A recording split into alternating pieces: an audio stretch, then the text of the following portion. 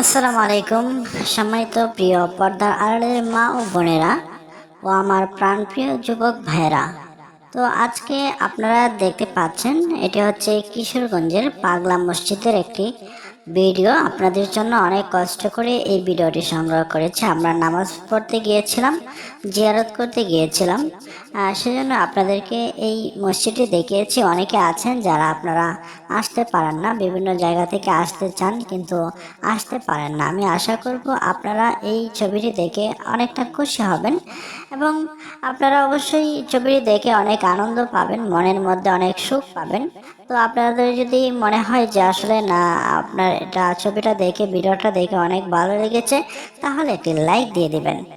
আর আরেকটি বিষয় হচ্ছে, আজকে আপনাদের সামনে একটি হাদিস শেয়ার করব। সেই হাদিসটিও আপনারা দেখতে পাচ্ছেন, স্ক্রিনে আছে। সহিহ মুসলিম শরীফের হাদিস 1403 নম্বর হাদিসটি।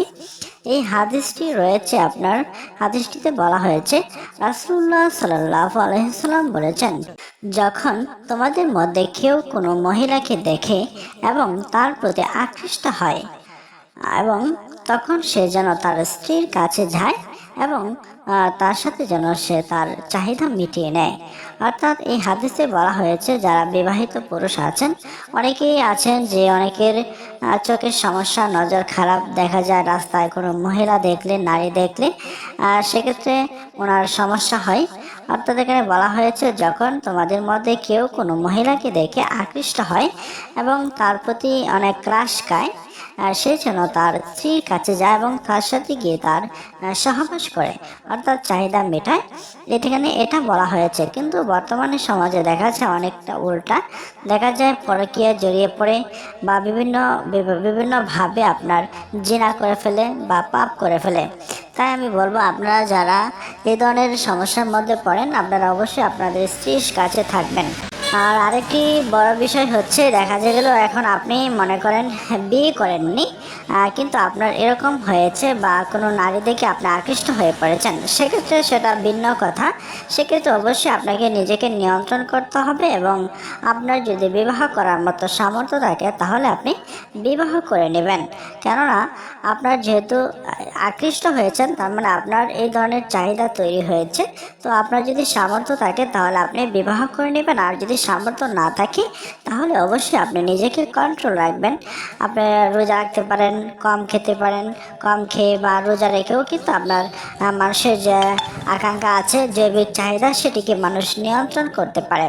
আবার অনেকে আছেন প্রবাসে আছেন, দেখা যায় স্ত্রীর সাথে ভিডিও কলে কথা বলেন বা আপনার দেখা যায় বিভিন্নভাবে চ্যাট করেন, সেক্ষেত্রেও দেখা যায় দূর থেকে অনেক আকৃষ্ট হয়ে যান এবং শরীরের মধ্যে এক ধরনের চাহিদা তৈরি হয় বা বিভিন্ন ধরনের সমস্যা হয়। সেক্ষেত্রে অনেকেই বিভিন্ন ধরনের খারাপ কাজ করে ফেলেন, সেটাও ঠিক না। আপনার যদি মনে হয় এরকম সমস্যা থাকে, তাহলে আপনার যদি স্ত্রী থাকে দেশের মধ্যে, আপনি অবশ্যই যথাসম্ভব আপনি স্ত্রীর কাছে থাকবেন।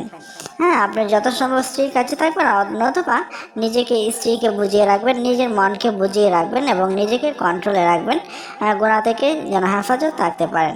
তো এই হাদিসটি আশা করব যারা দেখেছেন, অবশ্যই আপনারা এই হাদিসটি থেকে কিছুটা হলেও শিখতে পেরেছেন এবং আপনারা যদি মনে করেন যে আরও দেখবেন, সেক্ষেত্রে আপনারা হাদিস ঘাঁটি আপনারা এই হাদিসটি নিয়ে আরও তর্জমা করতে পারেন বা আরও বিশ্লেষণ করতে পারেন। তো এই ছিল আজকে আমার আলোচনা। আশা করি আমার আলোচনাটি ভালোই লেগেছে। তারপরেও আমি বলবো, যদি আমার আলোচনা ভালো লাগে, একটি লাইক দিবেন, লাইক দিয়ে চ্যানেলটি সাবস্ক্রাইব করে দেবেন। তো আমার আলোচনা শোনার জন্য সকলকে ধন্যবাদ। আসসালামু আলাইকুম রহমতুল্লাহি ওয়া বারাকাতুহু।